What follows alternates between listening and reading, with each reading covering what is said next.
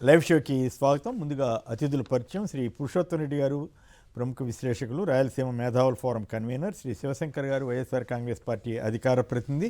ప్రత్యేక అతిథిగా శ్రీ కారుమూరి వెంకటరెడ్డి గారు, వైఎస్ఆర్ కాంగ్రెస్ పార్టీ అధికార ప్రతినిధి. ఆయన నిన్ననే పోలీసులు ఆయనపై వేధింపు చర్యల్లో భాగంగా అక్రమ అరెస్ట్ చేసి తీసుకువెళ్ళడం, గౌరవ న్యాయస్థానం వారు రిమాండ్ని తిరస్కరించడం జరిగింది. వారు కూడా మనతోటి చర్చలో కొద్దిసేపు ఉంటారు. వారు తిరిగి వచ్చినందుకు వారి హర్షం వ్యక్తం చేస్తూ న్యాయం నిలబడిందని మాత్రం చెప్పాల్సి ఉంటుంది తప్పనిసరిగా. కారుమూరి అక్రమ అరెస్ట్, బెయిల్ మంజూరు చేసిన తాడిపత్రి ఫస్ట్ క్లాస్ మేజిస్ట్రేట్ యాక్చువల్గా రిమాండ్ రిజెక్ట్ అని అంటున్నారు.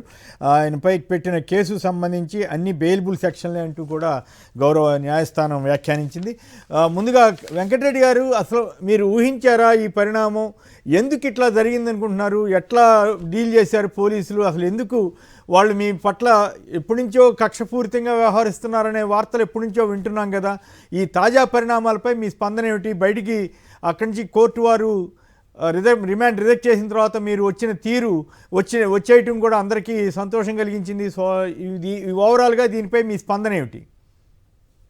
కొమ్మినేని గారు, ముందుగా మీకు ప్యానల్లో ఉన్న అందరికీ, అట్లా సాక్షి టీవీ ప్రేక్షకులందరికీ నమస్కారాలు. Very good morning. ఎగ్జాక్ట్ గా నిన్న నేను మీ షో చూస్తా ఉన్నాను. అదే టైంలో పోలీసులు వచ్చారు. బెల్ కొడితే వెళ్ళి తీశాను. నేను ఇన్స్పెక్టర్ అని చెప్పారు. చెప్పిన తర్వాత సరే లోపలికి రమ్మన్నాను. ఒక ఇన్స్పెక్టర్ అంటే ఒక సిఐ ప్లస్ 5 కానిస్టేబుల్ వచ్చారు. తాడిపత్రి నుంచి వచ్చామని చెప్పారు. సరే కూర్చోమన్నా. దేనికి సంబంధించి అంటే, ఇదిగో మీరు మాట్లాడిన వీడియో ఈ వీడియోలో ఉంది, మీరేనా అడిగారు. నేనే మాట్లాడా అని చెప్పాను. ఏంటి అది అంటే, పరకామణికి సంబంధించినటువంటి ఆ చోరీ కేసులో ఏదైతే సాక్షిగా ఉన్నటువంటి సతీష్ కుమార్ మరణానికి సంబంధించి ఇది ప్రభుత్వ హత్య అని చెప్పి నేను మాట్లాడటం జరిగింది. ఎందుకంటే రెడ్ బుక్ వేధింపుల వల్ల ఇతను బలయ్యాడు. ఇతను ఆత్మహత్య చేసుకున్నాడు అనేది ఆ రోజు మన అందరికి పత్రికల్లో కానీ టీవీలో కానీ మొదటి రోజు వచ్చినటువంటి అంశం. సో దాని ఆధారంగా అతను ఎందుకు ఆత్మహత్య చేసుకుంటాడు, వీళ్ళు ఆల్రెడీ ఒక లక్ష్మణ్ రావు అనేటటువంటి ఒక వ్యక్తిని, ఒక ప్రైవేట్ వ్యక్తిని, ఒక రౌడీ షీటర్ని ఆ సిట్ విచారణలో కూర్చోబెట్టారనేది పత్రికల ఆధారంగా నేను వచ్చినటువంటిది మాట్లాడటం జరిగింది. సో అడిగిన దానికి సంబంధించి సరే ముందు నోటీసులు ఇస్తామని చెప్పారు. అన్నాక సరే నోటీసులు ఇవ్వండి, మీరు ఎప్పుడు రమ్మంటే అప్పుడు వస్తా, ఈ రోజు నోటీసులు ఇచ్చి రేపు రమ్మన్నా వస్తా అని చెప్పారు. ఈ లోపు ఒక 7-8 సార్లు బయటికి వెళ్ళి సిఐ గారు పై అధికారులతో మాట్లాడుతూ ఉన్నాడు. మరి వాళ్ళ డైరెక్షన్ ప్రకారం ఇక్కడ నాతో కొంత ఏం జరిగిందనేది రాయించుకొని, లేదేది ఇక్కడ కాదు, మీరు ఇమీడియట్ గా బయలుదేరాలని చెప్పాడు. అదేంటి ఎట్లా బయలుదేరుతాను మీరు నాకు చెప్పాలంటే, ముందు రాగానే ఫోన్లు, నా ఫోన్, మా మిస్సెస్ ఫోన్, 2 ఫోన్లు హ్యాండ్ ఓవర్ చేసుకున్నారు. ఎందుకు ఎవరు ఫోటోలు కానీ వీడియోలు కానీ తీయొద్దని చెప్పి. తర్వాత వెళ్ళేటప్పుడు మా మిస్సెస్ ఫోన్ కూడా ఇవ్వనన్నారు. నేను గట్టిగా చెప్పాను, మా మిస్సెస్ ఫోన్ తో మీకేం పని, నా ఫోన్ తీసుకున్నారు, అసలు మీరు నోటీసులు ఇవ్వకుండా అరెస్ట్ చేశారు, నోటీసులు ఇవ్వకుండా తీసుకెళ్తున్నారు, అసలు మీరు పోలీసులు ఏముంది సివిల్ డ్రెస్ లో వచ్చారని చెప్పి నేను గట్టిగా వాదన దిగేటప్పటికి తర్వాత ఏదైతే అతను ఐడి కార్డ్ అయితే చూపించాడు. సో సిఐకి సంబంధించి మా మిస్సెస్ ఫోన్ కూడా నేను చెప్పా, మీరు ఇవ్వకపోతే నేను రాను, నేను మా వాళ్ళందరికీ ఇన్ఫార్మ్ చేయాలి మా పార్టీకి, మీరు ఎలా తీసుకెళ్తారు నన్ను అంటే, తర్వాత మా మిస్సెస్ ఫోన్ ఇచ్చారు. నన్ను ప్రైవేట్ వెహికల్లో తీసుకెళ్లారు. ప్రైవేట్ వెహికల్లో సివిల్ డ్రెస్ లో తీసుకెళ్లారు. కాకపోతే నన్ను అయితే ఎక్కడ ఇబ్బంది పెట్టలేదు, జరిగిన వాస్తవం చెప్తున్నా. బట్ పై అధికారులు మాత్రం కంటిన్యూ ప్రతి పావుగంట అరగంటకు ఫోన్లు చేస్తానే ఉన్నారు సిఐ గారికి. నేను కారులోనే ఉన్నా కాబట్టి. సో నన్ను ముందు తాడిపత్రి తీసుకెళ్తామని చెప్పారు. తాడిపత్రి కాకుండా మళ్ళీ గుంతకల్ తీసుకెళ్లారు. అక్కడ గుత్తి నుంచి లెఫ్ట్ సైడ్ వెళ్తే తాడిపత్రి, రైట్ సైడ్ వెళ్తే గుంతకల్ వస్తుంది. అక్కడి నుంచి నన్ను దారి మళ్ళించి గుంతకల్ తీసుకెళ్లారు.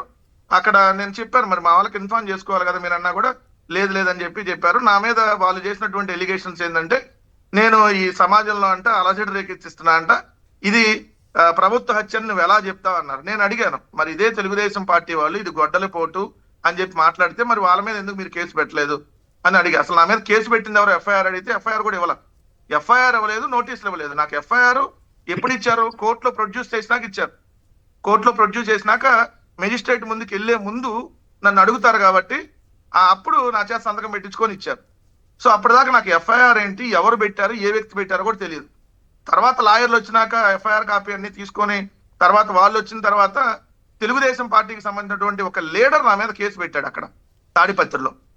అది పెట్టింది, ఎఫ్ఐఆర్ అయ్యింది, కేసు పెట్టింది మొన్న 7:30 సమయంలో రాత్రి. వాళ్ళు కేసు పెట్టడం, ఇమీడియట్ గా వాళ్ళు అక్కడి నుంచి బయలుదేరి నిన్న ఉదయం వచ్చి తీసుకెళ్ళటం.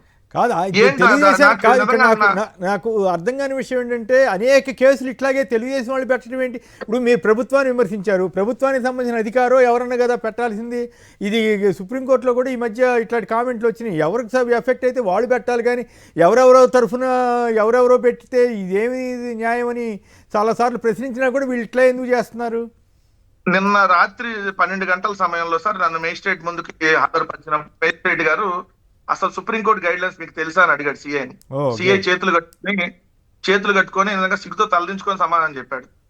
తెలుస్తారు అన్నాడు. మరి తెలిస్తే మీరు ఎఫ్ఐఆర్ ఎప్పుడు కట్టారని అడిగాడు. ఎఫ్ఐఆర్ నిన్న కట్టామన్నాడు.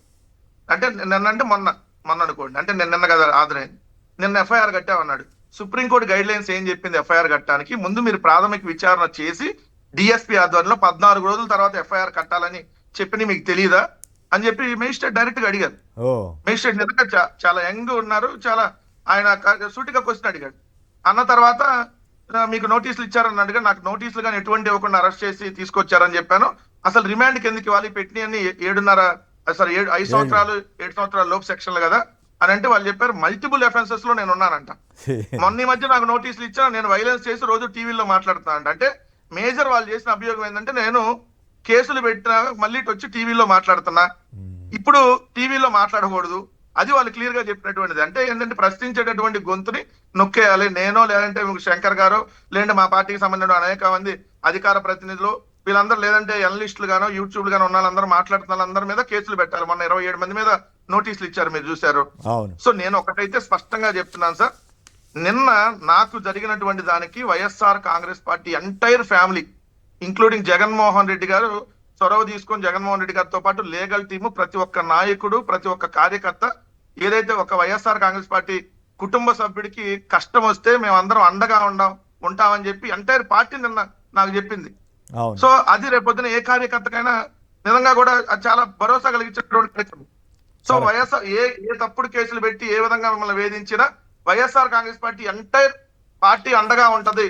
అది జగన్మోహన్ రెడ్డి గారి నుంచి కింద స్థాయి కార్యకర్త, జిల్లా స్థాయి లీడర్ వరకు అందరూ అండగా ఉంటారనడానికి నిన్న అక్కడికి అనంతపురం అక్కడికి వచ్చినటువంటి జగన్మోహన్ రెడ్డి గారు ప్రతి గంటకి మానిటరింగ్ చేస్తా ఉన్నారు. ఏమైంది, ఎంతవరకు వచ్చింది, ఎక్కడికి వెళ్ళాడు, తీసుకొచ్చారా, ఏం జరుగుతుందని. సో నేను ఒకటైతే నిజంగా వైఎస్ఆర్ కాంగ్రెస్ పార్టీ కార్యకర్తకి ఈరోజు గర్వపడుతున్నాను సార్. ఎందుకంటే ఒక నాయకుడు, ఒక కార్యకర్త, నేను ఒక చిన్న స్థాయి నుంచి వచ్చినాడిని, ఈ రోజు నన్ను ఒక రాష్ట్ర అధికార ప్రతినిధి చేశారు జగన్మోహన్ రెడ్డి గారు. చిన్న కష్టం కాదు, పెద్ద కష్టం. ఎందుకంటే నాతో పాటు ఇంట్లో ఉండేది మా మిస్సెస్ పాప, చిన్న పాప 6th క్లాస్ అవుతుంది. నిన్న బాగోలేదు, హెల్త్ బాగోపోతే స్కూల్కి వెళ్ళా. సో వాళ్ళిద్దరు ఆ ఫోన్ కూడా తీసేసుకొని పోలీసులు కనీసం చెప్పకుండా నోటీసులు ఇవ్వకుండా తీసుకెళ్లినటువంటి సందర్భంలో ఎంటైర్ పార్టీ మొత్తం అండగా నిలబడింది.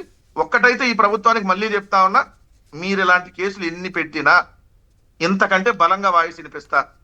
ఇప్పుడు ఇక్కడి నుంచి నా వాయిస్ ఇంకా బలంగా వినిపిస్తానని నేను డిసైడ్ చేసుకున్నా. ఈ కేసులకైతే ఎక్కడా కూడా భయపడేటటువంటి లేదు. మహా అయితే నేను నిన్న ప్రిపేర్ అయ్యన్నా, 14 రోజులు రిమాండ్ వేస్తారు, మళ్ళీ హైకోర్టుకి వెళ్తాం, క్వాష్ చేసుకుంటాము ఇంకోటో, లేదంటే దానికి సంబంధించి అవన్నీ ప్రాసెస్ సరే, ప్రొసీజర్ సరే, కానీ వ్యక్తుల్ని ఇబ్బంది పెట్టడం, పోలీసులు కక్షగట్టి ఇట్లా చేయటం, ఎవరి కోసం ఎవరి మెప్పు కోసమో ఇట్లా చేయటం, ఇవన్నీ రాజ్యాంగాన్ని, చట్టాలని, వీటన్నిటిని ఉల్లంఘించడం కదా. దయచేసి మీరు ఒక్కసారి నిన్న కాదు, ఈ కేసు సంబంధించి నిన్న నాగార్జున యాదవ్ మరో అధికార ప్రతినిధి ఉన్నారు కదా, ఆయన సంచలన విషయం బయటికి తీసుకొచ్చాడు. అదేంటంటే ఆ సతీష్ అన్న ఆయన హైకోర్టులో పిటిషన్ వేశారట, అఫిడవిట్ వేశారట. దాంట్లో ఎవరు ఒత్తిడి లేదు, నేను స్వచ్ఛందంగా చేసిన ఇవన్నీ అని, ఏది రాజీ చేయటం కానీ ఇవన్నీ అని. అది మరి ఆ విషయం కూడా గమనించాలి కదా. మరి అయినప్పుడు కూడా ఇంకో రెండో పాయింట్ ఏంటంటే, ఇవాళ కూడా నేను పేపర్లు తెలుగుదేశం నాయకుడు ఎవరో ఇది సతీష్ కుమార్ సంబంధించినటువంటి స్టేట్మెంట్ ఇస్తే హత్యానో ఇంకోటనో ఏదో ఇచ్చినట్టున్నారు, నేను పూర్తిగా గమనించలేదు. అవన్నీ వేశారు. మరి వాళ్ళందరి మీద కూడా కేసులు పెట్టాలి కదా. నిన్న ఇందాక పేరు నాని గారు కూడా ఆయన మొత్తం వివరంగా చెప్పారు, ఫలానా వాళ్ళు ఇట్లా మాట్లాడారు, మరి వాళ్ళ మీద ఎందుకు కేసులు పెట్టలేదు, ఎందుకు ఇంత. నేను ప్రభుత్వ హత్య అన్న నేను చంద్రబాబు నాయుడు దగ్గర చేయించాడని ఇంకోటి ఎక్కడ మాట్లాడను. జనరల్ గా అది పొలిటికల్ కామెంట్, అది పొలిటికల్ వేధింపుల వల్ల, ప్రభుత్వ వేధింపుల వల్ల ఇది ఆయన చనిపోయాడనేది నేను చెప్పినటువంటిది. నేను క్లియర్ గా అడుగుతున్నా, మరి డైరెక్ట్ గా తెలుగుదేశం పార్టీ నాయకులు అసలు పోస్ట్ మార్టం రిపోర్ట్ రాకుండానే పలానా కరుణాకర్ రెడ్డి గారు, పలానా వాళ్ళని పేర్లు చెప్పి మరి గొడ్డలు తీసుకొని నరికి చంపారు, ఈ విధంగా మాట్లాడితే మరి వాళ్ళ మీద కదా చర్యలు తీసుకోవాల్సింది. ఇప్పుడు మేము కంప్లైంట్ ఇస్తే వాళ్ళ మీద యాక్షన్ తీసుకుంటారు. ఏం లేదు సార్, నిన్న నాకు రిమాండ్ వేస్తే మరో కొన్ని చోట్ల కేసులు పెట్టి పీటీ వారెంట్ తో తిప్పాలని వాళ్ళు ఆల్రెడీ డిసైడ్ ఇది ఒక టెక్నిక్ అయిపోయింది. ఆంధ్రప్రదేశ్లో ఈ కొత్త రాజ్యాంగం, రెడ్ బుక్ రాజ్యాంగం నుండి దిక్కుమాల రాజ్యాంగం వచ్చి ఏదో రకంగా వేధించడం, అనేక పోలీస్ స్టేషన్లో పెట్టడం, తిప్పటం, నానా పోసాని కృష్ణమురళిని చూసాం కదా. అదే సార్, అదే. సో ఒకటైతే స్పష్టంగా చెప్తున్నాను సార్, మళ్ళీ సాక్షి టీవీ వేదికగా మీ షో సాక్షిగా మాకు ఈ కేసుల గురించి భయపడేటటువంటిది లేదు. ఈ కేసులు అనేది మాకు అలవాటు అయిపోయినాయి. మీరు ఎన్ని కేసులు పెడితే మేము అంత బలంగా పోరాడతాం. అది మీ ఓపికని మాత్రం వాళ్ళకి చెప్తా ఉన్నా. పని కట్టుకుంది చెప్పడం ఎందుకు, కానీ వాళ్ళు ఎట్లా కక్షతోటి ఉన్నప్పుడు ఏదో ఒకటి చేస్తుంటారు. మీరు మీ వరకైతే మీరు ధర్మబద్ధంగా మీ పోరాటం మీరు కొనసాగించవచ్చు. మీకు ఇబ్బంది లేకపోతే లైన్లో ఉండండి. పురుషోత్తమ రెడ్డి గారు వాళ్ళు మాట్లాడిన తర్వాత ఫైనల్గా మీరు ఏమైనా చెప్పదలిస్తే చెప్పొచ్చు. పురుషోత్తమ రెడ్డి గారు చెప్పండి, ఓవరాల్గా ఈ ఇష్యూలో నిన్న నాగార్జున బయటపెట్టిన అఫిడవిట్ అంశం కానీ, ఇవి వెంకటరెడ్డి పట్ల పోలీసులు వ్యవహరించిన తీరు కానీ, ఇవన్నీ చూస్తే మీకేమనిపిస్తూ ఉంది? కొమ్మినేని గారు, అందరికీ నమస్కారం. బేసిక్గా ఈ టాపిక్లో వెంకటరెడ్డి గారు ధైర్యంగా స్ఫూర్తిగా నిలబడడం అభినందనీయం. వైఎస్ఆర్ కాంగ్రెస్ పార్టీ కూడా ఈ విషయంలో టాప్ టు బాటమ్ నిలబడి అండగా నిలబడడం కూడా ఆ పార్టీ స్పిరిట్గా చూడాలి. కేసుకు సంబంధించి నేను చెప్పదలసిన 2 అంశాలు. ఒకటి, ప్రభుత్వం దుందుడుకు చర్య, పొరపాటు చర్యగా భావిస్తున్నాను. రాజకీయ కోణంలో చేసిందిగా భావించక తప్పదు. ఎందుకంటే ఆరోపణ ఏంటి, కేసు తెలుగుదేశం పెట్టారా ఎవరు పెట్టారా పక్కన పెడితే, ఒక విచారణలో ఉన్నటువంటి సాక్షిగా ఉన్నటువంటి ఒక అధికారి చనిపోయాడు. దాని వైఎస్ఆర్ కాంగ్రెస్ పార్టీ బొమ్మన కరుణాకర్ రెడ్డి గారు ఇది ఒత్తిడి మేరకే ఇట్లా జరిగింది, ఇబ్బంది పెట్టింది అని ఆయన ప్రెస్ మీట్ పెట్టి మాట్లాడినాడు. దానికి కౌంటర్గా తెలుగుదేశం పార్టీకి సంబంధించిన వాళ్ళు కొన్ని మీడియా యాంకర్స్ డైరెక్ట్గా కరుణాకర్ రెడ్డి దీనికి బాధ్యుడు అని చెప్పి అలిగేషన్ చేసేశారు. ఇక్కడ ఒక విచారణ జరుగుతున్నప్పుడు ఆ విచారణ విషయంలో బయటకు రాకుండా, దాని మంచి చెడ్డలు చెప్పకుండా పోలీసులు రాజకీయ పార్టీలు మాట్లాడితే కేసు మీద ప్రభావం చూపిస్తుంది అనేది చాలా న్యాయమైంది. మీరు మాట్లాడేటప్పుడు ఒక మాట అన్నారు, ఎవరు డీల్ చేయాలి దీన్ని? పోలీసులే డీల్ చేయాలి. పోలీసులు ఇచ్చి ఇవాళ నోటీసులు అందరికీ, తెలుగుదేశం పార్టీ వాళ్ళకి, వైసీపీ వాళ్ళకి నోటీసులు ఇచ్చి మేమేం తేల్చక ముందు మీరు ఎట్ట మాట్లాడుతూ మీ దగ్గర ఏం ఆధారం మాకు ఇవ్వండి వాళ్ళు అడుగుంటే, అందరికీ అడుగుంటే అది చాలా న్యాయమైంది. ధర్మబద్ధంగా ఎవరు తప్పు పట్టే పరిస్థితి ఉండేది కాదు కదా. అందరికీ నోటీసులు ఇవ్వండి. తెలుగుదేశం పార్టీ వాళ్ళు కరుణాకర్ రెడ్డి అంటున్నారు, ఏం ఆధారంలో అడగండి. వైసీపీ ప్రభుత్వం అంటుంది, ఏ ఆధారంలో అడగండి. ఉద్దేశపూర్వకంగా చేసిన చర్యలు తీసుకోండి, మిగతా వాళ్ళని వదిలేయండి. ఈ ప్రాసెస్ పాటించకుండా ఆయన ప్రైవేట్ వ్యక్తికి ఏం సంబంధం ఇది కేసుతో, ఆయనకి ఎక్కడ దూరాడు దీంట్లో అనేది మౌలికమైన ప్రశ్న. రెండోది, విచారణ మీకు అనుమానమే కదా వెంకటరెడ్డి గారు ఉద్దేశపూర్వకంగా కుట్ర తేల్చేంత వరకు నోటీసులు ఇవ్వాలిగా.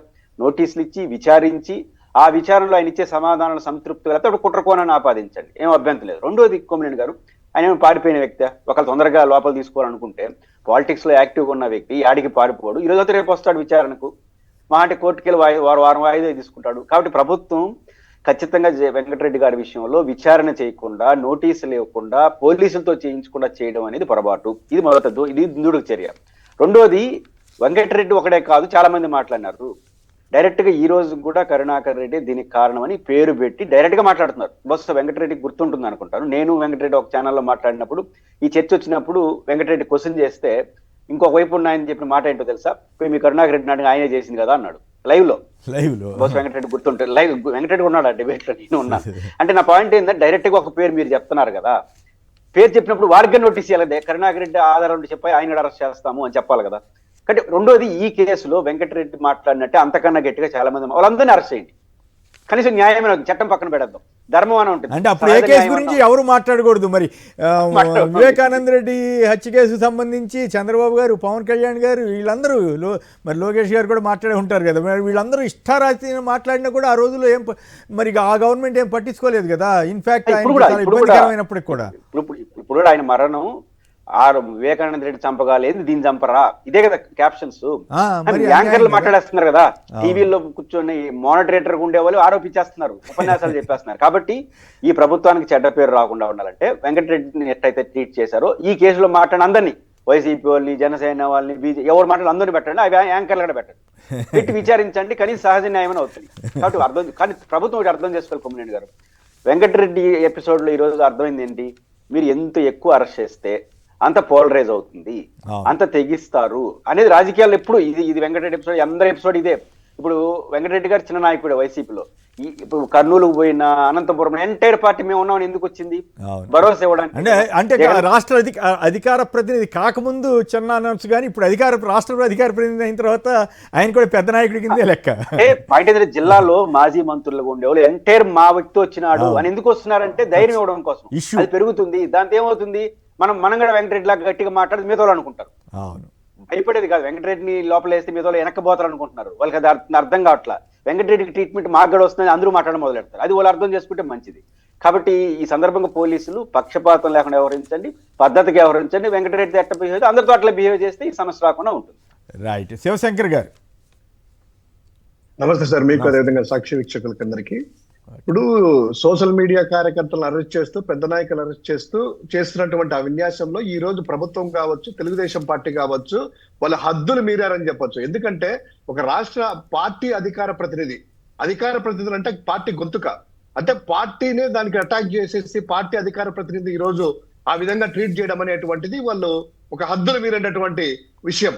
ఇంకోటి, ఇందాక పురుషోత్తమని చెప్పినా, వెంకట గారు చెప్పినా, మీరు కూడా ఇంటర్ చెప్పినా కూడాను, పేర్నాని గారు చెప్పినా కూడాను, ఈ యొక్క ఎపిసోడ్ లో మొట్టమొదట టీవీ పైనటువంటి మూర్తి లేవనెత్తిన అంశము, ఆ అంశం దగ్గర నుంచి క్లియర్ కట్ గా వాళ్ళు తెలుగుదేశం పార్టీ వెబ్సైట్స్ కావచ్చు, తెలుగుదేశం పార్టీ అఫీషియల్ హ్యాండిల్స్, అదేవిధంగా ఎల్లో మీడియా ఈటీవీ దగ్గర నుంచి, ఏబిఎన్ దగ్గర నుంచి ప్రతి ఛానల్ కూడాను ఆత్మహత్య అనుకుంటే ఇది హత్య అనేటువంటిది నిర్ధారిస్తూ తెలుగుదేశం పార్టీ హ్యాండిల్స్ లో అయితే 4 అడుగులు ముందుకేసేసి ఒక గొడ్డని బొమ్మ పెట్టి పరిటాల తీసుకొచ్చి పరిటాల వివేకానంద రెడ్డి, అదేవిధంగా ఈ రోజు సతీష్, అందరిది ఒకటే తీరు, సాక్షులు లేపేయడం వైసీపీ పని అనేటువంటిది పెట్టి క్యాప్షన్స్ పెట్టి వాళ్ళు ఇచ్చినటువంటి ఆ యొక్క వెబ్సైట్ లో ఇంకా స్టిల్ ఆ హ్యాండిల్స్ ఉన్నాయి, అఫీషియల్ హ్యాండిల్స్. అంటే వాళ్ళ హద్దు మీరు ప్రవర్తించినా కూడాను డైరెక్ట్ టార్గెట్ చేస్తే మా పార్టీని, మా నాయకుల్ని, జగన్మోహన్ రెడ్డి గారు టార్గెట్ చేసినా కూడాను ఇంతవరకు ఏ ఒక్క పోలీస్ అధికారి కానీ ప్రభుత్వం కానీ ఎందుకు వారికి నోటీసులు పంపించలేదు? ఇది ఒకటే అడుగుతున్నాం. ఈ రోజు వెంకటరెడ్డి గారి దగ్గర పక్క రాష్ట్రంలో ఉంటే వెళ్ళి మఫీలో వెళ్ళి ప్రైవేట్ వాహనంలో నోటీసులు ఇవ్వకుండా ఈ రోజు బరి తెగించి మీరు తీసుకొని వస్తున్నారే, మీ ఎదురుగానే కళ్ళెదురుగానే వైఎస్ఆర్సీపీ వాళ్ళని చేసినట్టు తెలుగుదేశం పార్టీకి సంబంధించినటువంటి పట్టాభి అనే వ్యక్తి ఉన్నారు, అనురాధ అనేటువంటి ఆవిడ స్టేట్మెంట్ ఇచ్చినట్టు వాళ్ళ పత్రికల్లో చూసాము. అదేవిధంగా టీవీ5 మూర్తి లాంటి వాళ్ళు అక్కడే ఉన్నారు కదా, వీళ్ళందరినీ కూడా మీరు ఎందుకు నోటీసులు ఇవ్వలేదు, ఎందుకు తీసుకురాలేదు? ఏమన్నా తప్పుందా? ప్రభుత్వ హత్య అన్నారు, వాళ్ళే చెప్పారు కదా హత్య, ఆత్మహత్య అనేటువంటిది హత్య అంటున్నారు కదా, మేము చెప్తున్నాం మీరు హత్య అన్నట్లు. మేము కూడా అంటున్న ప్రభుత్వ హత్యని సమగ్ర విచారణ చేశారా? నిజంగా నిగ్గు తెలిచారా? ఒక పోలీసు సిఐ అధికారి మీరు చనిపోతే ఇదే పోలీసులు వెళ్ళేసి ఆ ఇన్వెస్టిగేషన్ కూడా పూర్తి కాకముందే ఈ విధంగా స్టేట్మెంట్లు ఇచ్చిన తర్వాత అక్కడికి వెళ్ళేసి వాళ్ళ భార్య దగ్గరికి వెళ్ళేసి ఫోన్లు లాక్కొని వందలాది పోలీసులు చుట్టుముట్టి ఎస్పీ లాంటి వ్యక్తి అక్కడికి ఎందుకు వెళ్ళారు? మీ సాటి పోలీసు వ్యక్తే కదా. ఒక సిఐ చనిపోతే అక్కడ అనుమానాస్పదంగా మృతి చెందితే అది మీరు తేల్చకుండా పోలీసులు వెళ్ళేసి ఒక సాటి పోలీస్ అధికారి ఇంటికి వెళ్ళేసి గుమిగూడడం ఏంటి, వాళ్ళ భార్య ఫోన్లు లాక్కోవడం ఏంటి? ఇది పోలీసులైనా కూడా ఆలోచన చేస్తున్నారా? సాటి పోలీస్ అధికారి కదా. ఈ రోజు క్లియర్ కట్ గా ఒకటే సార్, వైఎస్ఆర్ కాంగ్రెస్ పార్టీని అదేవిధంగా భూమాన కరుణాకర్ రెడ్డి గారు టార్గెట్ చేశారు. పార్టీకి అంతా అట్టగట్టిచ్చేసి ప్రజల్లో కావచ్చు ఒక అనుమానాస్పదంలో రేకెత్తిచ్చేసేసి ఇది వైఎస్ఆర్ కాంగ్రెస్ పార్టీ హత్య చేయించింది అనేటువంటి దాంట్లో ఆ కరుణాకర్ రెడ్డి గారిని, అదేవిధంగా మన వివేకానంద రెడ్డి గారి హత్య గురించి కానీ, పరిటాల రవి గురించి కానీ ఎన్ని రాశారు కదా. స్టిల్ అఫీషియల్ హ్యాండిల్స్ ఉన్నాయి కదా, ఎందుకు మీరు వారి మీద చర్యలు తీసుకోలేదు? ఇదే వెంకటరెడ్డి అనే వ్యక్తి ఎందుకో ఈ విధంగా చేస్తున్నారంటే బలంగా మాట్లాడుతున్నాడనే, ప్రతిపక్ష పార్టీని మీరు విమర్శిస్తున్నారనే కదా. వైఎస్ఆర్ కాంగ్రెస్ పార్టీ మీరు చేసినటువంటి అన్యాయాలను, అక్రమాలను నిలువెత్తుతూ ఏలెత్తి ప్రతిదీ కూడాను ఈ మధ్య ప్రభుత్వ వైఫల్యాలన్నీ కూడాను, మన సమ్మిట్ జరిగింది, సమ్మిట్ అటర్ఫ్లాప్ అయింది, దాని గురించి డైవర్ట్ చేయాలి. ఈ సతీష్ అనేటువంటి వ్యక్తి ఆ సిఐ ప్రెజర్లకు బాలపడి మీరు చేసినటువంటి ప్రెజర్లకి ఇక్కడ ఆత్మహత్య చేసుకున్నాడా, హత్య చేశారనేటువంటిది పోలీసులు తేల్చాలి. దాని గురించి డైవర్ట్ చేయడానికి నిన్న అదేవిధంగా శివశంకర్ గారు నిన్న ఈ నాగార్జున గారు తీసుకొచ్చిన అఫిడవిట్ కాపీలో అతను స్వచ్ఛందంగా చేసినట్లుగా ఉందని చెప్పాడు నిన్న నాగార్జున. అదే నిన్న అఫిడవిట్ హైకోర్టుకి ఇచ్చిన అఫిడవిట్ లో నా మీద ఎవరి ఒత్తిళ్లు లేవు, వాలంటరీగానే నేను చెప్తున్నాను అనేటువంటి ఉంది. మరి ఆ ఒత్తిడి లేదు అనేటువంటిది ఇప్పుడు పోలీసులు కదా ప్రభుత్వం హత్య చేసింది అనేటువంటి వెంకటరెడ్డి గారు అడిగిన తప్పేముంది? మీ పార్టీ వాళ్ళు, ప్రభుత్వంలో ఉన్నటువంటి వాళ్ళు, అదే విధంగా అందరూ కూడాను ఏలెత్తి చూపుతూ ఇది హత్య హత్య హత్య అంటున్నారు కదా. మేము కూడా అదే అన్నారు, ప్రభుత్వ హత్య అనేసి, హత్య అయితే ప్రభుత్వం చేయించాలి కదా, ప్రజలు పెట్టిండాలి కదా. ఆ వ్యక్తి వాలంటరీగా వచ్చేసేసి నాకు ఎటువంటి ప్రెజర్లు లేవు, నేను వాలంటరీగా ఉన్నాననేటువంటి చెప్పినటువంటి అఫిడవిట్ చూసేసి ఈ రోజు పోలీసులు ఎందుకు ఈ విధంగా ప్రవర్తిస్తున్నారో అర్థం కావట్లేదు. ఒకటి మాత్రం వాస్తవం సార్, కారుమూరి వెంకటరెడ్డి గారి పట్ల ఏ విధంగా వైఎస్ఆర్ కాంగ్రెస్ పార్టీ కుటుంబం అంతా కూడా మా అధ్యక్షుడితో సహా మొత్తం జిల్లా నాయకులు కానీ అందరూ ఏ విధంగా ఉన్నారో, లీగల్ సపోర్ట్ ఎలా ఉందో ప్రతి ఒక్కరి విషయంలో కార్యకర్తలు కానీ అదేవిధంగా మీ విషయంలో కూడా మిమ్మల్ని తీసుకెళ్లారు అక్రమంగా అన్యాయంగా వచ్చి మీ ఇంటి దగ్గర వచ్చేసి కనీసం అంటే కనుక మిమ్మల్ని కూడా ఒక ఎపిసోడ్ సార్, కేసీఆర్ గారికి ఒక ఎపిసోడ్. ఆయన ఎంత అన్యాయంగా మీ పట్ల నాకు తెలిసి ఏ జర్నలిస్ట్ కూడాను ఈయన కొమ్మినేని గారు ఒక పార్టీకి వత్తాసు పలుకుతారు కానీ అన్యాయంగా మాట్లాడతారు కానీ వాళ్ళు తెలుగుదేశం పార్టీ వాళ్ళు కూడా చెప్పలేరు. అటువంటి వ్యక్తి మిమ్మల్నే తీసుకెళ్లారు. ఎందుకంటే ప్రభుత్వ వైఫల్యాలు పొద్దున్నే లేచేసి వచ్చి ఈ వయసులో కూడా కూర్చొని ఒక ఉన్నట్లుగా జర్నలిస్ట్ గా మాట్లాడుతున్నారని మీ మీద ఎలా కక్ష కట్టారో, అదేవిధంగా కృష్ణరాజు గారు ఇదంతా ఒక ఎపిసోడ్లు అయితే ఈ రోజు హద్దులు మీరి అధికార పద్ధతుల వరకు వస్తున్నారంటే ఎంత ధైర్యం ఉండాలి సార్, వాళ్ళకు ఎంత విచక్షణ, ఎంత బరి తగ్గించారనుకోవాలి. రైట్. ఇవాళ కూడా ఎల్లో మీడియాలో బంధువులు ఇట్లా అన్నారు అట్లా అన్నారు రాసి ఆ పేరు మీద రాశారు. మళ్ళీ టీటీడీ వాళ్ళు కొత్త తీర్మానం చేశారంట లోతైన దర్యాప్తు కంట. ఇంకోవైపు ఏమో అఫిడవిట్. ఈ అఫిడవిట్లో పాయింట్లు మీరు చూసారా పురుషోత్తం గారు? సంక్షిప్తంగా దాని మీద కూడా ఏమైనా కామెంట్ చేస్తారా? అంటే కొమ్మినేని గారు బేసిక్గా విచారణ జరుగుతుంది కాబట్టి ఈ దశలో నిర్ధారణ చేయలేం. కానీ గతంలో జరిగినటువంటి ఎపిసోడ్లో ఒక 70,000 రూపాయలతో అతను దొరకడం, ఆయన కస్టడీలో తీసుకోవడం, ఆ తర్వాత ఆయన పాప పరిహారం పేరుతో 70 కోట్లు 80 కోట్ల రూపాయల విలువైన ఆస్తులు తిరిగి ఇచ్చేయడంతో టీటీడీ విత్డ్రా చేసుకునేది. ప్రొసీజర్లో ల్యాబ్స్ ఉన్నాయా లేదని విచారణలో తేలాలి.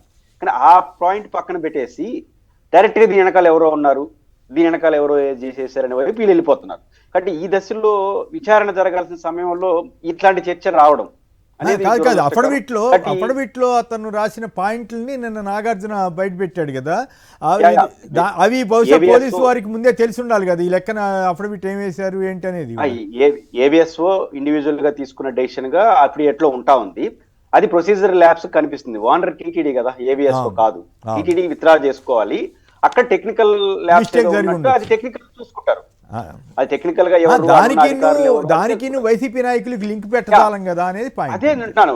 ఇప్పుడు నిజానికి పట్టుకున్నారు అధికారులు, ల్యాబ్స్ ఇప్పుడు కేసులు జరుగుతుంటాయి, టెక్నికల్ ల్యాబ్స్ అధికారులు చూసుకుంటారు. అంతే. దాన్ని తీసుకొచ్చి జగన్ గారికి ఆ రోజు టీటీడీ చైర్మన్ కాదు కరుణాకర్ రెడ్డి, తమాషా అది. ఆయనకే సంబంధం. ఇప్పుడు ఆయన పేరు తీసుకొచ్చి ఆయన రోజు ప్రెస్ మీట్ పెడతాడు, ఆయన మాట్లాడే పరిస్థితి తీసుకురావడం అనేది దురదృష్టం. అదే ఆయన గొంతు కూడా నొక్కేయిపోతే కష్టం అన్నట్టుగా వాళ్ళు వ్యవహరిస్తున్నారు. ఫైనల్గా వెంకటరెడ్డి గారు ఫైనల్ కామెంట్ చెప్పండి, మీరు అలసిపోయి ఉంటారు బాగా. ఒకటే చెప్తాను సార్ ఫైనల్ గా ఏంటంటే, ఇందాక ఇప్పుడు ఎవరు మాట్లాడినా కూడా వాళ్ళు కక్ష సాధింపు రాజకీయాలు చేస్తున్నారనేది మనం డే 1 నుంచి చూస్తూనే ఉన్నాం. అధికారంలోకి వచ్చిన రోజే అంటే ఇక ప్రమాణ స్వీకారం కూడా చేయకముందే ఎంత విధ్వంసం సృష్టించారో, ఎంతమంది అరెస్టులు చేశారో, వైఎస్ఆర్ కాంగ్రెస్ పార్టీ ఆఫీసులు ఎలా ధ్వంసం చేశారో, మొన్న మధ్య హిందూపూర్ లో కూడా ఎలా ధ్వంసం చేశారో మనం ఎన్ని చూస్తానే ఉన్నాం. సో ఒకటి, వైఎస్ఆర్ కాంగ్రెస్ పార్టీ నాయకుల వాయిస్ ఎక్కడ వినపడకూడదు. హిందూపూర్ ఘటనలో ఎదురు కేసులు పెట్టినట్టున్నారు కదా, అనేక చోట్ల ఎదురు కేసులు పెట్టారు. మాచర్లో మర్డర్ కేసు పెట్టారు పిన్నెల్లి గారి మీద, పిన్నెల్లి గారికి సంబంధం లేకపోయినా. అవును. సో చంపింది తెలుగుదేశం వాళ్ళైతే మళ్ళీ ఉల్టా కేసు వైఎస్ఆర్సీపీ వాళ్ళ మీద పెట్టారు. అవును. సో ఇవన్నీ జరుగుతా ఉన్నాయి. నేను ఒకటైతే స్పష్టంగా చెప్తాను, నేను నిన్న క్లియర్ గా అడిగాను సార్, మీరు నాకు నోటీస్ ఇవ్వండి, రేపే వస్తానని చెప్పా విచారణకి. ఓకే.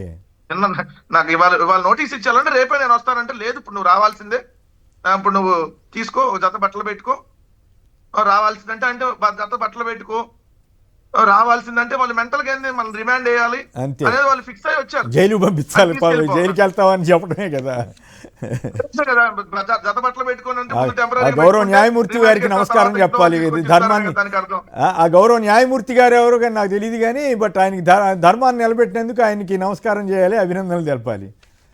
అదే సార్, అదే రైట్. ఒకటి ఎంటైర్ వైఎస్ఆర్ కాంగ్రెస్ పార్టీకి మాత్రం మరొకసారి మనస్ఫూర్తిగా కృతజ్ఞతలు తెలియజేస్తా ఉన్నాను సార్. ఎందుకంటే నా విషయంలో ఎట్లా జరిగిందో ప్రతి ఒక్క కార్యకర్త విషయంలో కూడా అలానే పార్టీ ఎప్పుడు అండగా ఉంటుంది. వైఎస్ఆర్ కాంగ్రెస్ పార్టీ కార్యకర్తలకు ఎంత ప్రయారిటీ ఇచ్చిద్దనడానికి నిన్న నాదే ఒక ఎగ్జాంపుల్ అని మాత్రం మరోసారి చెప్పదలుచుకున్నాను. రైట్. థ్యాంక్ యూ వెంకటరెడ్డి గారు. ఏదేమైనా రాజ్యాంగాన్ని ఎవరు తప్పు చేసినా సరే ఖచ్చితంగా చర్య తీసుకోవడం తప్పు కాదు. కానీ బట్ ఏకపక్షంగా పోలీసు వ్యవస్థ ఇలా మారిపోతే ప్రజాస్వామ్యం ఏమైపోవాలి, రాజ్యాంగం ఏమైపోవాలి, ఎవరో రెడ్ బుక్ రాసుకుని ఉండొచ్చు, కానీ దాన్ని అమలు చేస్తాం మా బాధ్యత అన్నట్టుగా కొంత పోలీసు ఉన్నతాధికారులు సైతం రంగంలో దిగి అరాచకాలు సృష్టిస్తే అది ప్రమాదకరం, ప్రజాస్వామ్యానికి ప్రమాదకరం అని అందరూ చెప్తున్నారు, నేను కూడా చెప్తున్నాను. అయినా కూడా పద్ధతి మారుతుందా అంటే ఇప్పటికైతే డౌట్. ఎందుకంటే అధికారం అనేది అది తలకెక్కితే ఈ రకంగా వెళ్తుందనేది అనుభవం చెబుతా ఉంది. ఇట్లాంటి అనుభవాల్లో చాలా గుణపాఠాలు కూడా వస్తాయి. ఆ విషయాన్ని వాళ్ళు అర్థం చేసుకోగలిగితే మంచిది. తెలంగాణకు సంబంధించినటువంటి ఇంపార్టెంట్ అంశం అంటే హెడ్మా ఎన్కౌంటర్ అన్ని ప్రాంతాలకు సంబంధించింది అయింది. దాని మీద మళ్ళీ వెళదాం. అలాగే ఈ తెలంగాణకు సంబంధించి 2015 గ్రూప్ 2 పరీక్షలు ఆ జాబితాని రద్దు చేస్తూ హైకోర్టు సంచలనాత్మకమైన నిర్ణయం ఇచ్చింది. అలాగే సింగపూర్, టోక్యో, న్యూయార్క్తోనే మా పోటీ అని రేవంత్ రెడ్డి గారు అంటున్నారు. ఏ పేరుతో వచ్చినా బనకచర్లను అడ్డుకోండి అని ఉత్తమ్ కుమార్ రెడ్డి గారు కేంద్రాన్ని కోరారు. రైతులు చావొద్దు, ప్రభుత్వాలను చావగొట్టాలని కేటీఆర్ గారు వ్యాఖ్యానించారు. సో వీటిల్లో ఈ గ్రూప్ 2 రద్దు మీద టీఆర్ఎస్ నాయకుడు, కార్పొరేషన్ మాజీ చైర్మన్ మన రాకేష్ గారు ఉన్నారు. రాకేష్ గారు చెప్పండి, ఏమిటి 2015-16 అంటే బీఆర్ఎస్ గవర్నమెంట్ ఉన్నప్పుడే జరిగినటువంటి ఈ సెలక్షన్ ఇప్పుడు రద్దు అయింది, ఏమవుతుంది, ఏమిటి దీని ప్రభావం ఏ రకంగా ఉంటుంది? Sir good morning sir. Srinivasarao గారు మీకు, అదే విధంగా సాక్షి టీవీ ప్రేక్షకులకు. సార్ ఫస్ట్ ఆఫ్ ఆల్ ఏదైతే ఈ పరీక్షలు జరిగిన తర్వాత ఈ రోజు జరుగుతున్నటువంటి చర్చ మొత్తం ఆ పరీక్ష రద్దు కాదు సార్. అక్కడ జరుగుతుంది ఏంటంటే టెక్నికల్ గా పబ్లిక్ సర్వీస్ కమిషన్ చేసినటువంటి తప్పులను కోర్టు ఎత్తి చూపడం జరిగింది. ఫస్ట్ ఆఫ్ ఆల్ ఏదైతే దానిలో పార్ట్ ఏ పార్ట్ బి ఉంటుంది సార్. ఎందుకంటే నేను కూడా పబ్లిక్ సర్వీస్ కమిషన్ సెలెక్టెడ్, నేను గెస్టెడ్ ఆఫీసర్ గా పనిచేశాను కాబట్టి ఏంటంటే పార్ట్ ఏలో మన వ్యక్తిగత సమాచారం ఉంటుంది సార్.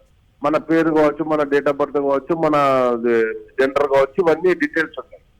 పార్ట్ బికి వచ్చేసరికి ఆన్సర్లు, ప్రశ్నలకు సమాధానాలు రాయాల్సి ఉంటుంది. అయితే ఇక్కడ ఏదైతే పబ్లిక్ సర్వీస్ కమిషన్ ఆ రోజు కాదు ఈ రోజు కూడా జరుగుతున్నటువంటి సమస్య అదే. ఏంటంటే పబ్లిక్ సర్వీస్ కమిషన్ ఎవరైతే ఇన్విజిలేటర్లుగా నియమిస్తుందో వాళ్ళకి సరైనటువంటి ట్రైనింగ్ ఇవ్వకపోవడం ద్వారా, వాళ్ళకి కావాల్సినటువంటి మెసేజ్ కరెక్ట్ గా పంపించకపోవడం ద్వారా ఇక్కడ జరుగుతున్న అంటే వాల్యుయేషన్ సమస్య కూడా ఉన్నట్లుంది కదా దీంట్లో సార్. వాల్యుయేషన్ సమస్య మీద కూడా హైకోర్టు వ్యాఖ్యానించినట్లుంది కదా. హైకోర్టు మళ్ళీ వాల్యుయేషన్ చేసి మళ్ళీ రిజల్ట్ ఇమ్మన్నట్లుంది కదా. లేదు సార్, అయితే ఇక్కడ రివాల్యుయేషన్ చేయాలంటే దాంట్లో జరిగింది ఏంటంటే ఎవరైతే పార్ట్ బిలో వైట్నర్ వాడారో, అది ఎరైజర్ వాడారో, లేకపోతే బ్లేడ్స్ వాడి వాళ్ళు ఆన్సర్లు ఎరైజ్ చేశారో వాళ్ళని మాత్రమే మళ్ళీ అంటే మూల్యాంకనం చేయాలని ఇచ్చింది. అండ్ నెక్స్ట్ వచ్చేసి దాంట్లో ఎంతమంది ఉన్నారనేది ఇంకా మనకు లిస్ట్ బయటికి రాలేదు కాబట్టి ఆ లిస్ట్ మొత్తం వస్తే మనకు సంపూర్ణంగా ఉంటుంది సార్. కాబట్టి ఈ రోజు అది ఏదైతే హైకోర్టు, అదే హైకోర్టు అంతకుముందు డివిజన్ బెంచ్ ఇచ్చినటువంటి తీర్పును ఆధారంగా చేసుకొని తెలంగాణ పబ్లిక్ సర్వీస్ కమిషన్ ముందుకు పోవడం జరిగింది. ఏంటంటే టెక్నికల్ ఇచ్చినటువంటి అప్పుడు కూడా ఏకసభ్య కమిషన్ ఇచ్చినటువంటి దాన్ని డివిజన్ బెంచ్ రద్దు చేస్తూ మళ్ళీ అయితే నా పాయింట్ ఏంటంటే ఇప్పుడు ఆల్రెడీ పనిచేస్తున్నారు కదా, వీళ్ళలో చాలా మంది టెన్షన్కి గురవుతారు. ఒకటి వాళ్ళ ఉద్యోగాలకి ఏమో భద్రత ఉండే పరిస్థితి ఉంటుందా, లేకపోతే మళ్ళీ గతంలో ఇప్పుడు వెస్ట్ బెంగాల్లో కూడా ఇట్లాగే ఉద్యోగాలన్నీ రద్దు చేసేసారు. రద్దు చేస్తే అది మళ్ళీ వాళ్ళని వేరే రూపంలో తీసుకుంటామనేది అప్పుడు ఆ రాష్ట్ర ముఖ్యమంత్రి చెప్పినట్టున్నారు. సో ఇప్పుడు ఈ క్యాండిడేట్స్కి ఏమవుతుంది, ఎప్పటికీ 2 టైం కూడా పెట్టారనుకోండి. సో దీనివల్ల ఏమన్నా కొత్త సమస్యలు ఏమైనా వచ్చే అవకాశం ఉందా, వీళ్ళు అప్పీల్కి వెళ్ళొచ్చా? సార్ వీళ్ళు అప్పీల్కి వెళ్ళొచ్చు మళ్ళీ, ఎందుకంటే సింగిల్ బెంచ్ ఇచ్చింది కాబట్టి డివిజన్ బెంచ్ పోవచ్చు, తర్వాత సుప్రీంకోర్టుకి వెళ్ళొచ్చు. అయితే ఈ తీర్పును ఆధారంగా చేసుకొని మన గ్రూప్ 1 అంశం కూడా మనం పరిగణలోకి తీసుకోవాలి. గ్రూప్ 1 లో కూడా 1:50 పిలిచిన దానికంటే ఏదైతే ఎక్స్ట్రా ఒక 3,000 మందిని ఎక్స్ట్రా పిలిచారు. వాళ్ళు ఏ క్యాస్ట్ ఏ కేటగిరీ ఇంతవరకు చేయలేదు. అది కూడా రేపు పొద్దుగల 4-5 సంవత్సరాల తర్వాత అండ్ నెక్స్ట్ వచ్చేసి అది దానికి ఏమైతే అనేది కూడా మనం వేచి చూడాలి. అండ్ నేను ఒకటి ప్రధానంగా ఇంకొక సమస్య ప్రస్తావిస్తున్నా సార్. ప్రభుత్వాలు మారినప్పుడల్లా ఏదైతే కోర్టులో ఉండేటువంటి అడ్వకేట్లు కూడా అంటే ఏజీలు, ఈజీపీలు వీళ్ళందరూ కూడా మార్పులు జరుగుతుంటాయి. కాబట్టి ఈ ప్రభుత్వం ఒక ప్రభుత్వం నియామకాలను మళ్ళీ ఇంకో ప్రభుత్వం వచ్చిన రద్దు చేసే వ్యవస్థ వస్తే మాత్రం తప్పకుండా ఇది కక్షపూరితమైనటువంటి చర్యల్లో భాగంగా సరైన వాదనలు వినిపించినప్పుడు తప్పకుండా ఇలాంటి సమస్యలు కూడా రేకెత్తడం జరుగుతుంది. కాబట్టి వీటన్నిటి కూడా ఏ విధంగా ముందుకు తీసుకుపోతారో చూడాలి. ఇదొక అంశం. అయితే రెండో అంశం సార్, 2 రాష్ట్రాల్లో కూడా అంటే ఇక్కడ తెలంగాణలో పత్తి రైతులు, ఆంధ్ర ప్రాంతంలో ఏదైతే బనానా రైతులు, అరటి రైతులు ఎవరైతే ఉన్నారో వాళ్ళు ఇక్కడ పత్తి రైతులకేమో సార్ ఎకరానికి దాదాపుగా 15 నుంచి 20 క్వింటాల పత్తి పండితే 7 క్వింటాలే కొనాలని చెప్పేసి అంటే మిగతా అంటే మాక్సిమం 15 క్వింటాలు కంపల్సరీ పండుతుంది సార్. అవును 20 క్వింటాలు అనేది కొన్ని చోట్ల పండుతుంది. అవును. నేనేమంటానంటే ఆ మిగతా పత్తి అంటే మరి రైతులు ఏం చేసుకోవాలి సార్? దళార్లకు అమ్ముకోవాలి. ఏపీలో కూడా పత్తి రైతులకు సంబంధించి వార్తలు వచ్చినాయి, అక్కడ కూడా క్రైసిస్ ఉన్నట్లుంది. ఇప్పుడు సెంట్రల్ ఏదైతే సెంట్రల్ సిసిఎస్ తీసుకున్నటువంటి నిర్ణయము ఈరోజు కేంద్రంలో భాగస్వామ్యం ఉన్నటువంటి టీడీపీ పార్టీ ఇంతవరకు రైతుల గురించి ఎక్కడ కూడా మాట్లాడతలేదు, కనీసం దాని గురించి స్పందన కూడా చేయట్లేదు. కాబట్టి ఈరోజు పత్తి రైతుల సమస్యను వెంటనే తెలంగాణలో కావచ్చు, ఆంధ్రప్రదేశ్ లో కావచ్చు, 2 రాష్ట్ర ప్రభుత్వాలు వెంటనే పత్తి రైతుల సమస్యను పరిష్కరించుకోవాలి. అదే విధంగా ఏదైతే అరటి రైతులు మొత్తం వాళ్ళ పంటను కూడా పారబోసుకుంటున్నటువంటి పరిస్థితి, వాటి కనీసం కోల్డ్ స్టోరేజ్ కల్పించలేదు. ఏదో ప్రపంచ బ్యాంకు నిధులు తీస్తా అని చెప్పేటువంటి చంద్రబాబు నాయుడు అరటి రైతులను ఆదుకునే పరిస్థితి కూడా లేదు. కాబట్టి ఇక్కడ పత్తి రైతులను, అక్కడ అరటి రైతులను ఆదుకునే విధంగా, అదేవిధంగా పత్తి రైతులను ఆంధ్రప్రదేశ్ లో కూడా ఆదుకునే విధంగా ముందడిపోవాలని చెప్పేసి వాటి మీద వెంటనే చర్యలు చేపట్టాలని చెప్పేసి కూడా 2 ప్రభుత్వాలను, గత ప్రభుత్వాల్లో లేనటువంటి సమస్య ఈ ప్రభుత్వంలోనే ఎందుకు వచ్చింది. కాబట్టి ఈ సమస్యను వెంటనే పరిష్కరించాలి.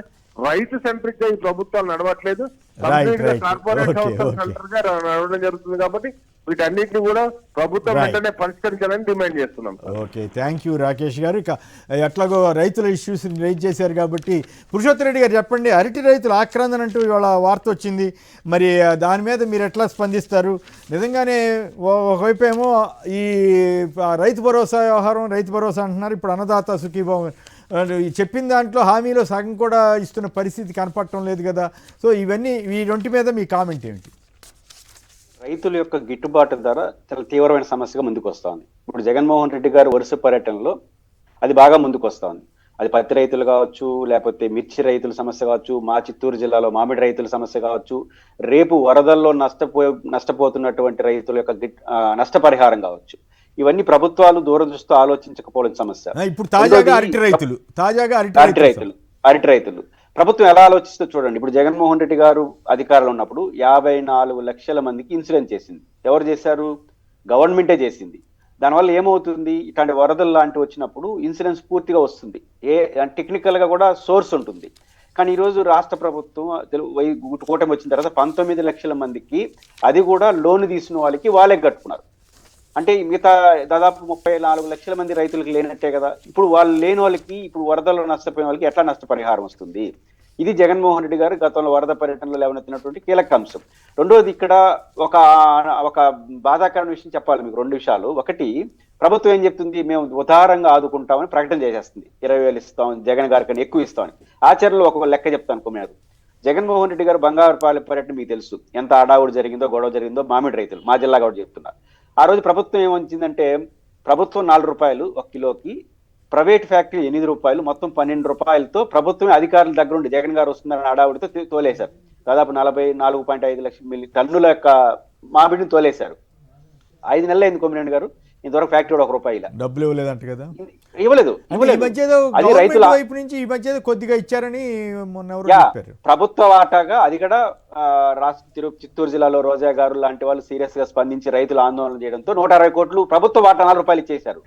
కానీ ప్రైవేట్ ఫ్యాక్టరీ మిమ్మల్ని నమ్మిగా తోలినారు. 360 కోట్లు ఇవ్వాలి ఒక చిత్తూరు జిల్లాలోని.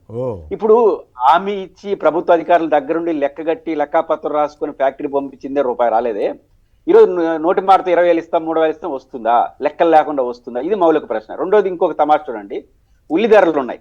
ఉల్లిపాయలు రాష్ట్ర వ్యాప్తంగా సమస్య వచ్చింది కదా. కొమ్మినేని గారు ఒక జీవో ఇస్తుంది ప్రభుత్వం. ఏమని ఇస్తుంది తెలుసా? మన హెక్టార్కి ఎంతని ఇస్తాము, అయితే అది కర్నూలు వరకే అంటారు. మరి కడప జిల్లా వాళ్ళు రాష్ట్రంలో ఏం కావాలి అంటే కర్నూలు జిల్లాను మెన్షన్ చేస్తే ఇంకో జిల్లాలో మైదుకూరులో చిన్న ఉల్లి అనేది చాలా ఫేమస్ ఉల్లి కూడా ఉన్నట్టుంది. హైయెస్ట్ కర్నూలులో హైయెస్ట్, సెకండ్ హైయెస్ట్ శివశంకర్ వాళ్ళకి తెలుసు కడప జిల్లా. ఇక్కడ కడప జిల్లా సీన్ ఎత్తేసినారు, మొత్తం లేనే లేకుండా పోయింది. అంటే ఇట్లాంటి ప్రయత్నాలు చేయడం, ముందు చూపుతో యాక్టివిటీ చేయకపోవడం వల్ల ముందు జాగ్రత్త తీసుకోవాలి కదా. మన విజన్ అంటే అర్థం ఏంటి? 47 విజన్ కాదు, 26 విజన్ కావాలి కదా. 25లో కూర్చొని 26 విజన్ వదిలేసి 47 విజన్ గురించి ఆలోచిస్తారంటే ఇట్లే ఉంటుంది. కాబట్టి ఖచ్చితంగా ప్రభుత్వం గిట్టుబాటు ధర విషయంలో వైఎస్ జగన్మోహన్ రెడ్డి అధికారున్నప్పుడు చేసినట్టు ఇన్సూరెన్స్ అనేది ఈరోజు ప్రభుత్వం సీరియస్ గా ఆలోచించాలి. ప్రభుత్వం ఇన్సూరెన్స్ కడితే ఎంత ప్రయోజనం ఉంటుంది, ఈ తలకాయ నొప్పులంతా రావు కదా ప్రభుత్వం ఆలోచించాలి. ఇన్సూరెన్స్ పైన శ్రద్ధ పెట్టాలి, ఆదుకోని రైతులకి ఏదైతే మీరు హామీ ఇస్తారో దాన్ని ఆదుకోవాలి. గిట్టుబాటు ధర విషయంలో మాత్రం అన్ని వాణిజ్య పంటలు కొమ్మినేని గారు, ఈ వాణిజ్య పంట ఆ వాణిజ్య పంట అన్ని ఆ వాణిజ్య పంటలు క్రైసిస్లోకి వెళ్ళిపోతున్నాయి. ఇది చాలా ప్రమాదం. ముఖ్యంగా మా రాయలసీమలో వాణిజ్య పంటలు మాత్రం పండుతాయి, వరి లాంటివి పండు, ఎందుకంటే తక్కువ నీళ్లు ఉన్నాయి కాబట్టి ముఖ్యంగా ఎండుబండి ప్రాంతాల్లో వచ్చే సమస్య మరింత ప్రమాదకరం కదా. కాబట్టి ప్రభుత్వం ఇప్పటికైనా ఇన్సూరెన్స్ వాణిజ్య పంటల యొక్క ఎగుమతుల పైన కేంద్రంతో ప్రత్యేక, మీరు డబుల్ ఇంజిన్ సర్కార్ కదా, మాట్లాడి చొరవ తీసుకోపోతే మాత్రం ప్రతి సంవత్సరం ఇదే పరిస్థితులు వస్తాయి. దీన్ని జగన్ గారి టైంలో మార్కెట్ ఇంటర్వెన్షన్ స్కీమ్ పెట్టారు కదా 3,000 కోట్లు, అట్లాంటిది వీళ్ళు పెడతా ఉన్నారు. మరి ఎందుకు పెట్టారో లేదో నాకైతే ఐడియా గుర్తులేదు. బడ్జెట్లో ఏమైనా పెట్టి అసలు అమలు చేయట్లేదేమో. రైట్, శివశంకర్ గారు చెప్పండి. అరటి రైతుల ఆవేదన మీద ఇవాళ వార్త వచ్చింది. ఇందాకే ఉల్లిపాయల రైతుల గురించి, టమాటా రైతుల గురించి ఇట్లాంటి రకరకాల సమస్యలు వస్తున్నాయి. ఈ ప్రభుత్వం ఏ మేరకు చర్య తీసుకోగలుగుతోంది? సార్, అరటిది సందర్భం ఈ రోజు వచ్చింది కాబట్టి మా ప్రాంతంలో ముఖ్యంగా కడప జిల్లా అనంతపురంలోనే ఈ 2 ప్రాంతాల్లోనే దగ్గర 60,000 ఎకరాలు సాగు చేశారు సార్. 60,000 ఎకరాలు సాగు చేసిన తర్వాత మీరు చూసారు గతంలో 3 నెలల కిందట 4 నెలల కిందట మొత్తం అంతా అకాల వర్షాలు పడిచేసి అరటి ధ్వంసం అయితే జగన్మోహన్ రెడ్డి గారు కూడాను అక్కడ సందర్శించేసేసి ప్రభుత్వం ఎక్కడా కూడాను తోడ్పాటు లేదు, కనీసం అంటే పట్టించుకుంటే నాదులు లేదని చెప్పి సొంత డబ్బుల నుంచి హెక్టార్కి 20,000 రూపాయల లెక్కన అప్పటికప్పుడు ఆ రైతులకు లింగాల మండలం కానీ సింహాద్రి మండలంలో అనౌన్స్ చేసేసి పంటలంతా తిరిగిన తర్వాత మన అవినాష్ రెడ్డి గారు ఎంపీ గారి చేత చెక్కులు కూడా పంపిణీ అనేటువంటి జరిగింది. సో ఆ తర్వాత ఏమన్నారు, ఇమ్మీడియట్ గా మంత్రి సవితా గారు వచ్చేసి లేదు మేము వస్తున్నాము, బీటెక్ రవి గారు అందరూ కూడా 30,000 రూపాయలు మేము హెక్టార్కి ఇస్తున్నాము, ప్రభుత్వం చంద్రబాబు గారితో మాట్లాడాము, నెక్స్ట్ 10 రోజుల్లో మీకు వస్తుంది అన్నారు. ఇంతవరకు ఊటి నాయకుడే లేడు, ఎవరే కానీ తర్వాత పట్టించుకున్నటువంటి లేదు. ఇక రెండవది వస్తే సార్, మీరు ఈ గమనించాల్సిందంటే అరటి వచ్చినప్పుడల్లా గుర్తొచ్చిందంటే కరోనా టైంలో 2020లో మొత్తం అంతా మిగతా ధాన్యాలంతా కొనుగోలు చేసేటప్పుడు అరటికి చాలా ఇబ్బంది పడుతున్నారు. చీనా ఇబ్బంది పడుతుందంటే జగన్మోహన్ రెడ్డి గారు స్వయంగా జోక్యం చేసుకునేసి 400 రైతు బజార్లు అడిషనల్ గా 100 ఉంటే 400 రైతు బజార్లు పెట్టి తర్వాత ప్రభుత్వమే అవి కొని అరటి రైతుల దగ్గర నుంచి కొని కరోనా టైంలో వాళ్ళకి డబ్బులు ఇచ్చేసేసి ప్రభుత్వం ఇంటర్వెన్ అయ్యేసి తీసుకున్నటువంటి రోజులు చూసాం. ఢిల్లీ తదితర పట్టణాలకు కూడా నగరాలకు కూడా ఎక్స్పోర్ట్ కూడా చేసినట్టున్నారు కదా ప్రత్యేక రైలు. కేంద్రం కూడా ఆ రోజుల్లో చొరవ తీసుకుంది. కేంద్రాన్ని ఒప్పించేసి ప్రభుత్వమే కొనుగోలు చేసి ఆంధ్రప్రదేశ్ రాష్ట్ర ప్రభుత్వం కొనుగోలు చేసి జగన్మోహన్ రెడ్డి గారి హయాంలో వాటిని రైతు బజార్లో అదే విధంగా ఢిల్లీ కావచ్చు ఇతర నగరాలు కూడా పంపించేసి రైతులు ఆదుకునింది ఇక్కడ. సో అటువంటి మనసున్న ప్రభుత్వం కావాలి. ఇప్పుడు ఎందుకు వచ్చిందంటే ఇదంతా సందర్భము, ఈ రోజు మా ఊరికి వస్తున్నా అంటే కమలాపురంకి వస్తున్నాడు చంద్రబాబు నాయుడు గారు, దానికి పత్రికలన్నీ చూస్తే పత్రికలంతా రైతుల మొహంలో కళ వచ్చిందంట ఇదంట అని చెప్పి ఒక అడుగు ముందుకేసి రాధాకృష్ణ ఏం చెప్తా అంటే డబుల్ బోనాంజా అంట, రైతులు అన్నదాతకు డబుల్ బోనాంజా అంట. ఏందబ్బాయి డబుల్ బోనాంజా, ఏమో 40,000 రూపాయలు ఏమన్నా ఒకటేసారి ఇస్తున్నాడు అని చెప్పి నేను వార్త చదివాను. ఎందుకంటే ఆయన మాట ఇచ్చాడు కదా 20,000 రూపాయలు ప్రతి సంవత్సరం ఇస్తారు రైతుకు అని చెప్పి. అది కాదంట చదివితే మొత్తం రైతులంతా మేము 54 లక్షల మంది రైతులకు అన్నదాత మన రైతు భరోసా ద్వారా జగన్మోహన్ రెడ్డి గారు మొదటి సంవత్సరం నుంచి ఇస్తే ఈ రోజు 47 లక్షల కంటే 7 లక్షల మందిని కట్ చేసేసి అది కూడాను మొదటి సంవత్సరం పూర్తిగా 20,000 ఎగరగొట్టి కౌలు రైతులకు టచ్ చేయకుండా వాళ్ళని ఎగరగొట్టి ఇలా చేసినటువంటి సందర్భం. ఇంకోటి సార్, ముఖ్యమైనటువంటి వాళ్ళ ఎల్లో పత్రిక చదువుతున్నా ఈ రోజు మా జిల్లాలో వచ్చినటువంటి ఎడిషన్ లో అప్పుల బాధ దాల్లేక చీనీ రైతు ఆత్మహత్య. ఈ రోజు జరిగినటువంటి ఘటన సార్, పెద్దిరెడ్డి అనేటువంటి బిదలంచెర్లని సింహాద్రి మండలం బిదలంచెర్లలో పెద్దిరెడ్డి అనేటువంటి వ్యక్తి చీనీ సాగు చేసేసి సాగు రాక గిట్టుబాటు ధరలు లేక 20 లక్షలు అప్పు చేసి దిక్కు లేక చెరువులకు వెళ్ళి పురుగుల మంది దాగి చచ్చారట. అలా బాధనీయం. ప్రభుత్వాలు ఏం చేస్తున్నాయి? ఈ రోజు ముఖ్యమంత్రి గారు వస్తున్నారు, నాకు తెలిసి సింహాద్రిపురం వెళ్ళి ఆ రైతును పరామర్శించేసి ఆ చీనీ రైతులు చూస్తాడా, లేకపోతే కనుక ఈవెంట్ మేనేజ్మెంట్ లాగా 40 రైతులు కూర్చోబెట్టి వెనకలంతా ఫ్లెక్సీలు పెట్టించేసేసి మా కాలర్ మైక్ పెట్టుకొని ఒక 10 కెమెరాలు పెట్టి చేస్తాడనేటువంటిది ఒకసారి చూడాలి. ఎందుకంటే 20 కిలోమీటర్ల దూరంలోనే అక్కడి నుంచి సింహాద్రిపురం రైతు ఆత్మహత్య చేసిన ఎల్లో పత్రికల్లో 2 ఈనాడు ఆంధ్రజ్యోతి వాళ్ళ జిల్లా పత్రికల్లో కూడా కోట్ చేశాయి. అది చూస్తుంటారు యంత్రాంగం అంతా కూడాను చెల్లించి రైతులు ఎలా ఉంది అనేటువంటి తెలుసుకోవడానికి ఇక్కడ వెళ్తాడు అనేటువంటిది ఆలోచించాలి.